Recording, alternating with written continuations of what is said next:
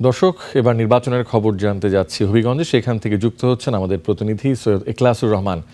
ইখলাস, কেমন দেখছেন ভোটের প্রচার? ভোটাররা কি বলছেন, প্রার্থীরা কি প্রত্যাশা তাদের সামনে তুলে ধরছেন, আমাদের জানান।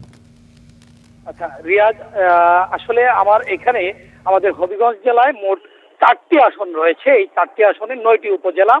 এখানে ভোটার আছেন 18,33,000 ভোটারের এই জেলায়। এবছর প্রার্থী হয়েছেন মোট 24 জন। মোটামুটি সব দলেরই প্রার্থী রয়েছেন। এই আমাদের এই হবিগঞ্জ জেলায় এই আসনে 24 জন প্রার্থী প্রতিদ্বন্দ্বিতা করবেন। ভোট কেন্দ্র রয়েছে 647টি। এর মধ্যে 103টি ভোট কেন্দ্র ঝুঁকিপূর্ণ। ইতিমধ্যে এইসব ভোট কেন্দ্র গুলো পরিদর্শন করেছে আইন শৃঙ্খলা বাহিনী। আইন শৃঙ্খলা বাহিনীর তরফ থেকে একাধিক টিম গঠন করা হয়েছে।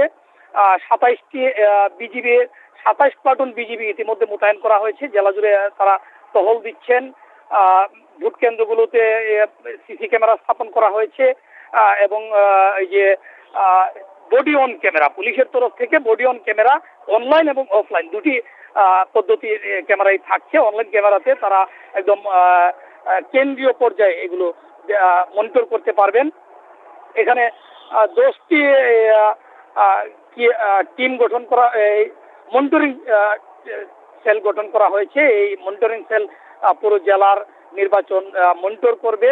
নির্বাচনের প্রক্রিয়াটা পুরোটাই আইন শৃঙ্খলা পরিস্থিতি সহ সবগুলোই মনিটরিং করবে তারা। এখানে আসলে এখানে যে ভোটাররা যোগ্য এবং ভালো একজন প্রার্থীকে ভোট দিতে চান। প্রত্যেকেই চান যাদের দ্বারা উন্নয়ন হবে। উন্নয়ন হবিগঞ্জ আসলে দীর্ঘদিন ধরেই অবহেলিত ছিল। এই অবহেলিত হবিগঞ্জের উন্নয়নের স্বার্থে যারা যোগ্য তাদেরকে হবিগঞ্জের মানুষ ভোট দিতে চান।